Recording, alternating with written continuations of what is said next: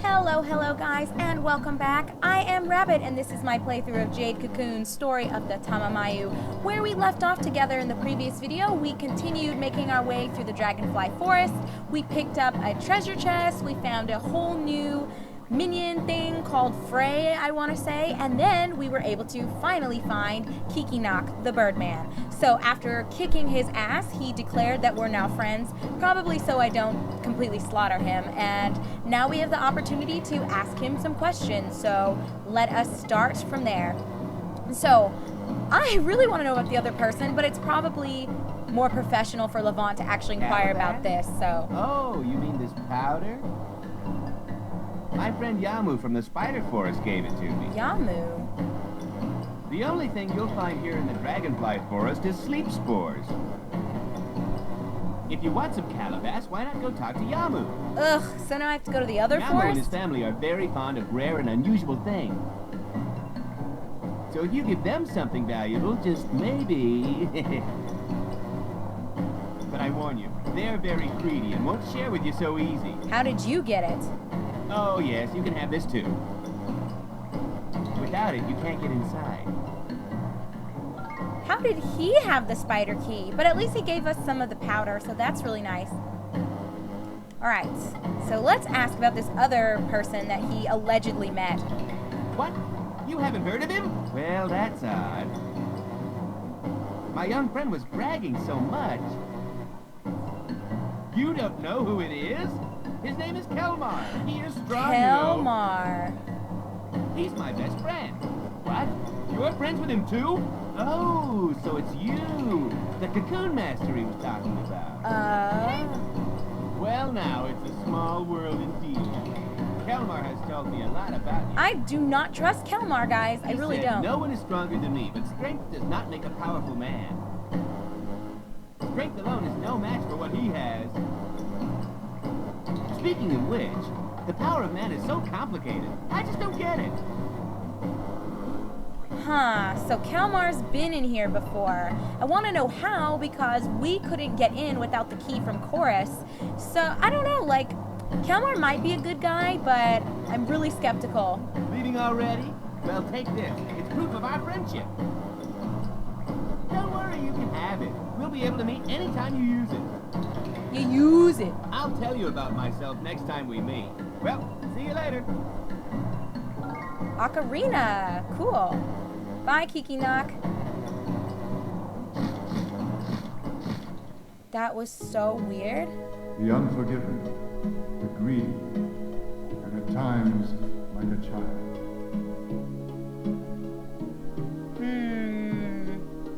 The Sage of the Forest. Well, now we gotta go meet this Yamu dude and his family. But let's see what Garai has to say about all of this. Well, did you meet the Birdman? I did. Oh, she wants me to click. Okay, well, let me show her this powder. So, this powder is ground from the leaves of the Calabas. We must go report this to the chieftain at once. Although this confirms the existence of the Calabas, this is not enough to save the entire village. You have no choice but believe what the Birdman said and venture into the spider forest. Well, let's ask about the forest man. There are many types of divine spirits. Know you that some can be quite malicious. If we can believe Kikinak, then it is true that the forest man has become the fallen spirit Mammon, as told in Nagi legend. Wait a minute, I thought it was Yamu. Mammon was an agent of Elrond, who drowned in material greed. This so angered Elrond that he punished Mammon by transforming him into a hideous form. It is said that Mammon was commanded to live the rest of his existence as the keeper of the divine tree. If Kikinak is the divine spirit Amos, who indulged in lust, then Yamu The forest man must be the divine spirit Mammon who indulged in greed. Perhaps there is more about Yamu in the folktales of Cyrus. Oh, so I need to go talk to Poto? The old gravekeeper Poto may know something. Why not ask him about the folktales? I will go straight over there, Garai. Okay, so that's all we have to really say to her. You must go to the spider forest and find Yamu, the forest man. Much treachery lies ahead in the spider forest. Tread carefully. Can't be any worse than the dragonfly forest. Okay, well, I want to check out this fray thing. Say, what was your father like? Huh? Oh, it's nothing. I was just wondering, That that's all. portrait of Mahbu was really cute. I wonder why she looks like that. Yes, please do. Our enemy. Yeah. Just get to it, Mahbu. Just get to it. So we'll look at the phrase and we'll see if it's really worth my time to go ahead and merge them with Beyonce, or if I should wait until after I get into the spider forest. Okay, so let's see what their abilities are. Oh, so plus accuracy on whatever I have for my claws. And yeah, that's it. What do these things look like? They're so cute. They're almost like little beetles. Whoopsie. I was just trying to view your form. Okay, let's zoom in. Huh. I don't know. What do I even have on Beyonce? And I won't make you guys like watch me do this, I swear. So I don't even have anything on her claws yet. So it's probably not going to matter really too much. I'll kind of play with her later. And oh yeah, this is Skittle Man, which I had mentioned at the beginning of the last video that my girlfriend's daughter named him based upon the form that he took. So this is what he looks like. Yeah, I think it looks pretty cool. I'm not sure why she thought Skittle Man was a good name. She's like 4, maybe 5, so she's just a little kid. But, you know, whatever. It's not a big deal. And just so you can view Skittle Man's abilities, that's what he has. Nothing really else too special, so... Okay. Do you have just a minute? Oh, no. We need to talk. I knew something was wrong. It's hard to talk about it with Garai right here. Let's go outside. Go on ahead. I'll be right out. Well, that's kind of unnerving. You guys already know when your woman says we need to talk, it's bad news.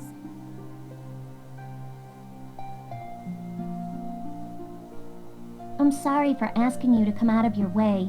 It's just that it's hard to talk about things with Mother Garai around. We used to be able to talk about everything. It's strange, isn't it? What? Okay. So I'm controlling Your Mahbu mother now. comes by a lot while you're gone. She's really kind to me, and she might just be worried about me, but I'm sorry, I just can't stand it at all. Mother Garai may understand how she feels, but I sure don't. Get off it, Mahbu. Purification is nothing but pain. Didn't your mother do it all because she loved your father? And then he just got up and left her because he couldn't stand to watch her suffer? How cruel! But why, even after all of that, does she still love him? Are all women like that? I can't say this in front of Mother Garai, but I really don't agree with that at all. I'm sorry if this upsets you, but I just couldn't live the way she does. So do you want a divorce, Mahbu? What's your problem? No matter what happens, don't worry about me. Do your duty as our cocoon master. Just don't run off like your father. Pretty sure if Levant leaves, it's gonna be because Mahbu is a whiny bitch, not because I don't love you, or because I am sick of seeing your pain. But anyway, let's ask about my dad. Your father, he's supposed to be a great man, right? I don't like where this is going. I heard the story of the day he said goodbye to your mother. I heard that he was a kind man who always protected her. But how could such a man leave her? Do you call that kindness? The cursed brandings are a painful experience for a woman. But that's why I need you here with me. To your mom, your father's departure might have been an act of sympathy, but I don't agree. I would have felt betrayed. We're both in this together, so please, stay here as the Cocoon Master of Cyrus. I suppose I understand how you feel, Mahbu, but I don't agree with the way you're going about asking these questions. Me? Well, you know I really like you a lot. It's just that there's so much going on right now, you know? Why do we have to have so many rules and traditions? There's just no escape. I know some people hate the Nagi, but I'm an individual. I won't run away from them or anything just because it's hard. I might have married you because I had to, but I would never ever leave you. All we ever talk about now are the village and cocoons, minions. I know now's not the time to be worrying about these kind of things, but it's just that I never get to see you anymore. If only things were different. Well, I can kind of understand where she's coming from, but she's so whiny. But it must kind of suck just having almost a business relationship with your husband. I don't know, that's kind of tough, but Mahbu, you still irritate me. I'm sorry. I don't even know what I'm trying to say. But I feel a little better now getting it off my chest. Thank you. Oh, I almost forgot. Take this. You'll probably need it. Nagi belts. Cool. I wonder if I'm going to be trading some of these things she gives me to Yamu. I suppose we shall see. Okay, well, I probably have some little things to do. Let's go ahead and see if my mom is home. She might still be at the silk mill. I think I need to go talk to the chieftain. Oh, she is home. And then I need to go talk to Poto, and I probably should stop by the blacksmith as well, but we'll just kind of make our rounds and go in order. Oh, you're back. So, how is your work going? Don't overdo it. Tell me if there's anything I can do for you. Okay, perfect. So I can find out a little bit more about Mahbu. I was concerned about Mahbu, so I've been talking with her while you were away. We talk about things like the Nagi, life, your father and me. But maybe I am just bothering her. She probably doesn't need both Garai and her mother-in-law looking over her shoulder all day long.